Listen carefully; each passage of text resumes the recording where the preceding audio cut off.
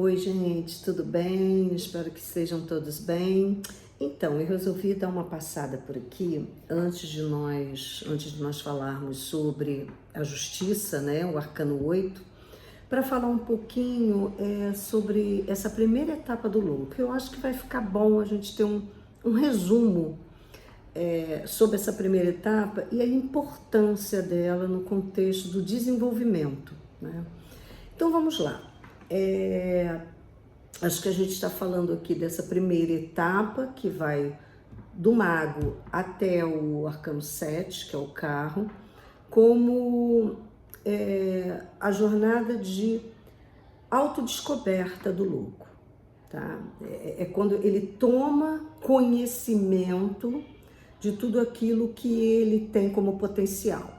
Então vamos lá, o louco começa com aquela energia de movimento, não é isso? Então, todo esse potencial de movimento está lá dentro de nós, inerentes à nossa humanidade. É como uma semente, você joga ela na terra e ela sabe o que precisa ser feito, ela sabe do potencial dela de se desenvolver, de desabrochar, de germinar.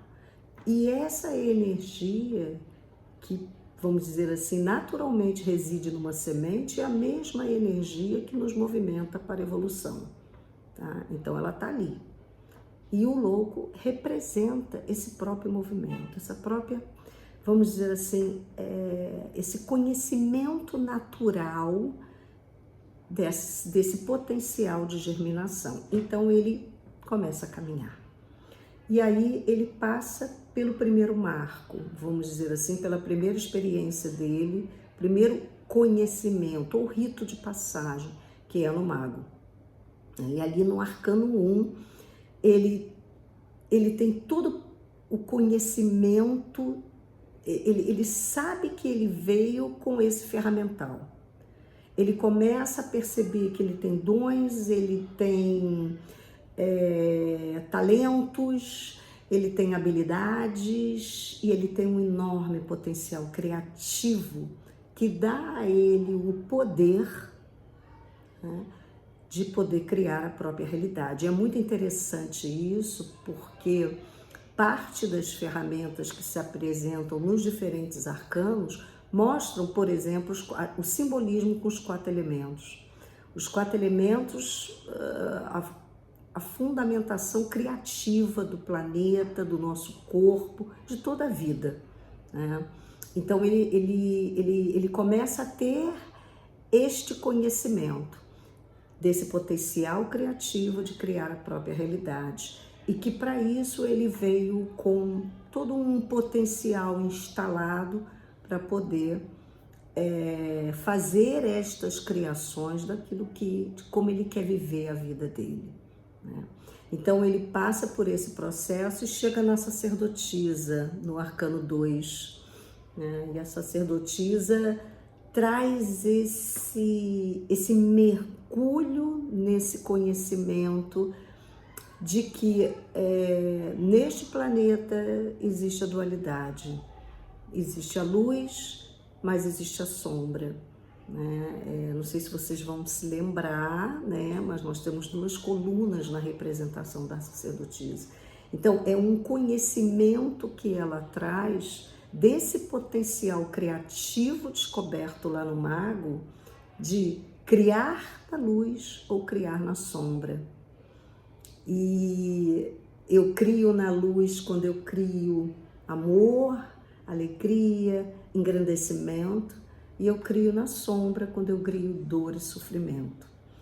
E ela diz que entender como isso funciona internamente e conhecer essa dualidade interna é que pode nos possibilitar a ter a sabedoria de buscar criar sempre na luz, porque a luz é o caminho do amor, a luz é o caminho do engrandecimento, né?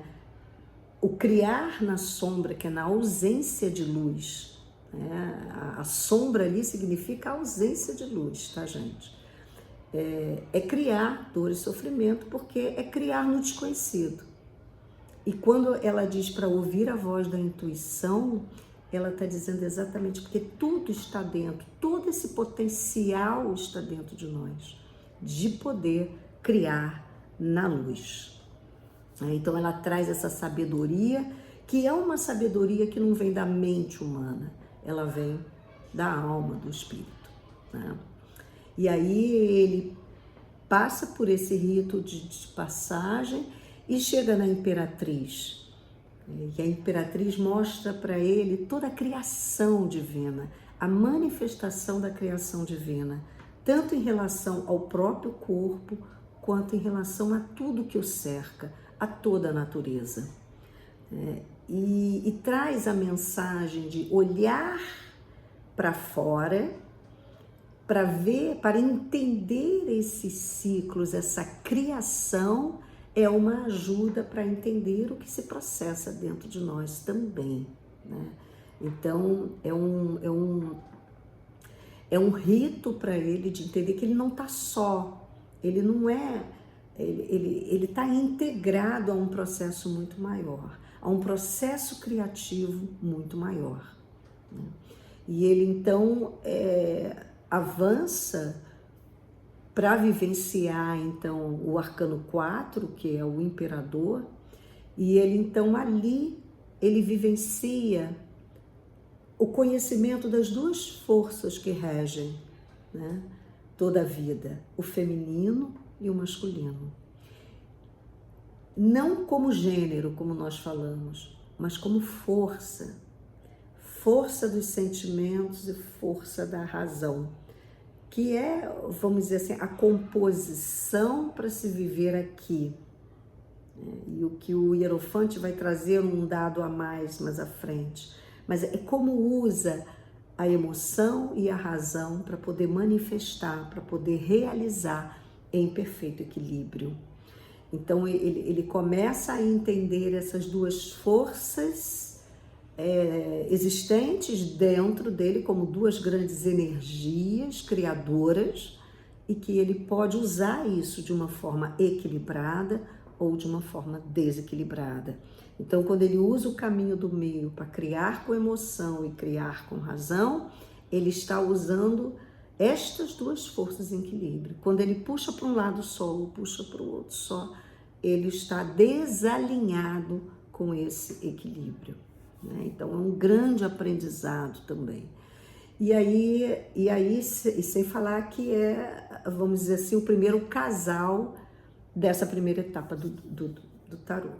E aí ele passa então para o rito de passagem do hierofante ou do papa ou do sacerdote, e ali ele entende a força feminina da sacerdotisa nesse contexto da expansão espiritual com a força masculina do hierofante, do papa.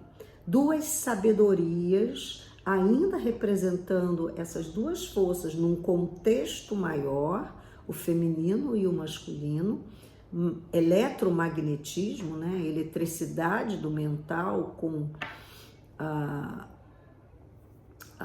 o magnetismo do emocional, do sentimento, criando no contexto da expansão, né? Da expansão de saber que existe forças que os nossos olhos não veem, mas que elas estão aí.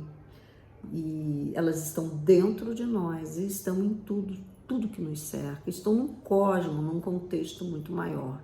Então é a expansão da espiritualidade dessas duas forças, né?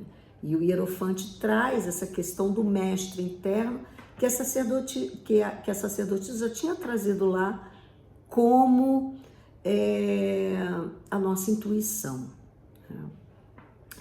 E aí, de posse de todo esse autoconhecimento, todo esse potencial que existe dentro dele, que ele pode usar para as suas criações, ele passa então pelo arcano 6, que é o arcano da escolha, do livre-arbítrio.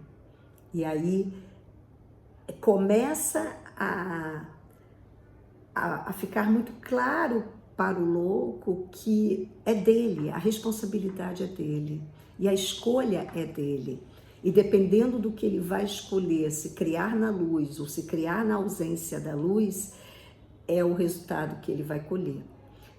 Então, quando ele se vê nessa encruzilhada de que para que lado que eu vou, como é que eu vou usar essas forças a meu favor para trazer mais luz para a minha vida, né?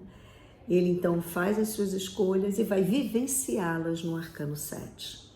Que aí ele vai dirigir a própria vida com as escolhas que ele fez, com uma plena consciência de que o que ele colher será o resultado da sua própria escolha, porque ele já tem essa consciência ao final dessa etapa, de criador da própria realidade e de assumir a responsabilidade sobre tudo que ele vivencia.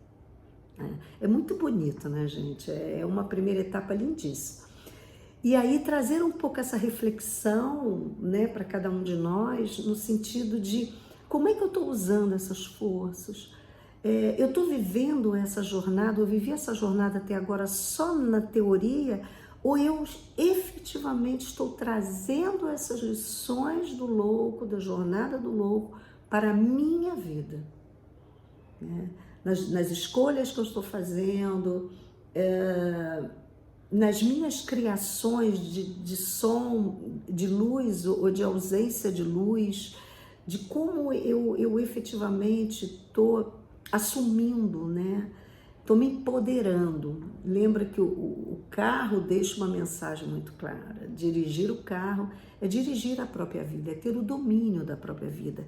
Não no sentido de querer controlar tudo, mas efetivamente de saber que as escolhas são minhas, que eu preciso conhecer esse potencial que eu tenho interno, eu preciso olhar para isso, olhar para os meus sentimentos, olhar para os meus pensamentos e a partir dali ver o que pode ser transformado, o que pode ser ajustado, para que eu possa seguir esta jornada sempre, cada vez mais criando na luz. Menos sofrimento, mais alegria, mais equilíbrio, mais satisfação, mais engrandecimento.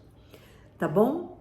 Então eu quis gravar esse vídeo para vocês. Achei importante fazer esse link, né, de um arcano com o outro nessa primeira jornada.